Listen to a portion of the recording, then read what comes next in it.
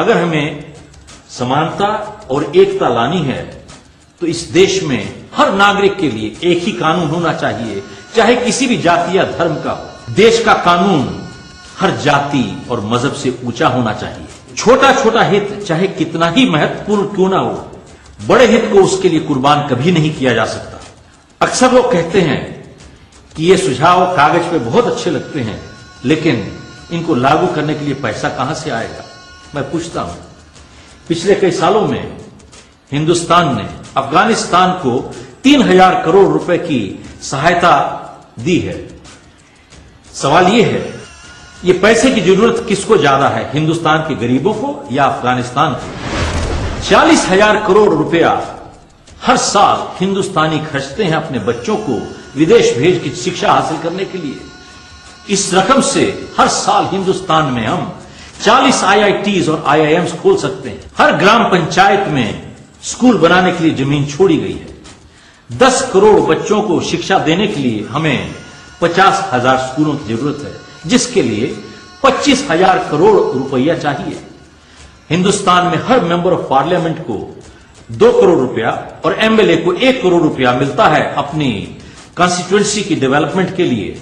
इसका 27,000 करोड़ जुड़ता है। इसके अलावा हिंदुस्तान में शिक्षा टैक्स, सेस टैक्स लगा हुआ है। हर नागरिक को अपने प्रतिनिधि से पूछने का हक है कि ये पैसा कहां गया, कितने स्कूल खुले और कितने पिछड़े ऊपर उठे। क्या एक BA की डिग्री हासिल करने से नौकरी मिल सकती है? हमें इस देश में सख्त जरूरत है वोकेशनल एजुकेशन की, जिससे लोग आज जाके रोजगार कमा सकें। हिंदुस्तान में 350 के आसपास यूनिवर्सिटीज हैं। एक छोटे देश जापान में 5,000 के करीब है। हिंदुस्तान में 5,000 वोकेशनल इंस्टीट्यूट्स हैं। चाइना में 5 लाख वोकेशनल इंस्टीट्यूट्स हैं। एक तरफ काबिल इंसान काम करने के लिए नहीं मिलते और दूसरी तरफ ट्रेनिंग ना होने की वजह से 30 करोड़ जनता को काम नहीं मिल पाता। आज तक मैंने किसी प्राइवेट सेक्टर की जॉब एप्लीकेशन पर जात का सवाल कहीं नहीं देखा जहां किसी की जात पूछी जाती है, लेकिन सरकारी हर फॉर्म के ऊपर और कुछ पूछे ना पूछे जात जरूर पूछते हैं। मैं पूछना चाहता हूं, क्या डॉक्टर अंबेडकर को जात की वजह से देश का सम्मान मिला था या कर्म की वजह से? जाति के बजाय आर्थिक आधार पर और काबिलियत पर नौकरी क्यों नहीं मिलती?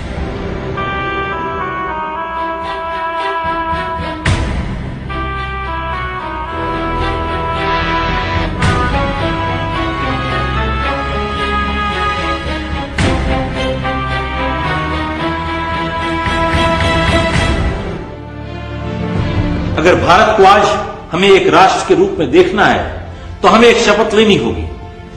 हम ना तो किसी की जात पूछेंगे, और अगर कोई हमसे हमारी जात पूछेगा तो यही कहेंगे हम हिंदुस्तानी हैं, इसके अलावा और कुछ नहीं। कोई भी अगर मुझे एप्लीकेशन भरनी हो और जात का सवाल आए तो उस पर यही लिखूंगा मैं हिंदुस्तानी हूं। और अगर इसकी वजह से मेरी एप्लीकेशन रिजेक्ट होती है तो मैं शांतिपूर्वक इस देश में आंदोलन खड़ा करूंगा एकता के लिए। हम धर्म बदल सकते हैं, जात क्यों नहीं? इस देश में ना तो कोई बैकवर्ड है और ना ही फॉरवर्ड है। गरीब और अमीर जरूर हैं, लेकिन सारे देश में हम सब हिंदुस्तानी हैं। Yes, I'm proud to be an Indian. देश के लिए जान भी हाजिर है। मैं अकेला देश के लिए खड़ा हूँगा। If my country lives, my mother will live. हर नागरिक इंसाफ चाहता है, हैरात नहीं।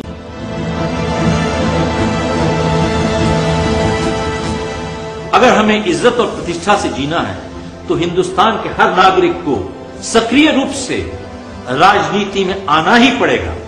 इसका यह मतलब नहीं है कि हर एक को टिकट लेकर इलेक्शन खड़े होना है या एक पार्टी ज्वाइन करनी है। इसका यह मतलब है कि हर नागरिक को अपने वोट की अहमियत समझनी चाहिए और उसका सही रूप से इस्तेमाल किया जाना चाहिए।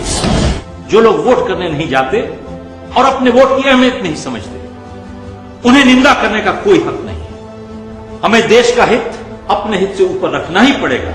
हमें भगत सिंह, चंद्रशेखर आजाद और सरदार पटेल बनना ही पड़ेगा।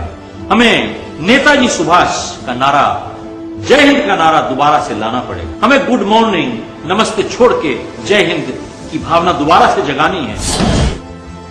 हमें गुरु गोविंद सिंह जी की दिखाए हुए रास्ते पर दोबारा से चलना है। जुल्म करना पाप है और जुल्म सहना उससे भी बड़ा पाप। अगर दुनिया के नक्शे पर हमें एक हिंदुस्तान देखना है तो हमें इस सिद्धांत से जीना होगा, जाति छोड़ो और भारत जोड़ो। सर पे तिरंगे का जुनून नई क्रांति का अरमान है, होठों पे वंदे मातरम और दिल में हिंदुस्तान है।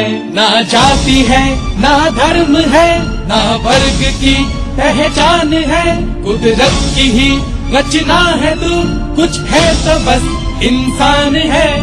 दोष किसको देंगे क्या, हम खुद ही जिम्मेदार हैं। चुपचाप देखे जुल्म जो वो देश के गद्दार हैं। काम वतन के ना आए खून नहीं वो पानी है, जो माँ की आन ना रख पाए वो कैसा हिंदुस्तानी है। माटी है ये बलिदानों की, इसका न अब अपमान हो। जागो पुकारे अब वतन जागो, जागो अगर इंसान हो। ये संदेश उन जिम्मेदार नागरिकों के लिए है जिनकी आत्मा शायद सोई हुई है लेकिन अभी मरी नहीं। अगर आप 200 साल इंतजार करना चाहते हैं, आप ही को मुबारक। मैं नहीं करना चाहता। अब या तो देश बदल जाएगा या मैं बदल जाऊंगा, और अब मैं बदलने को तैयार नहीं हूं। अब तो देश को ही बदलना पड़ेगा। आप ये वीडियो ले सकते हैं स्कूलों कॉलेजों में, ऑफिसेस में, फैक्ट्रियों में, रोटरी क्लब्स में, लायंस में, चेंबर ऑफ कॉमर्स में, इंडस्ट्री में दिखा सकते हैं और जागृति पैदा कर सकते हैं। भारत महान था, आज भी है, और जब तक इस देश में एक भी देशभक्त जिंदा रहेगा, भारत हमेशा महान रहेगा। जय Hind. Being Indian is my identity and I'm proud of it. I hope you are too. Jai Hind. जय हिंद। सारे जहां से अच्छा हिंदुस्तान हमारा, हमारा सारे जहां से अच्छा।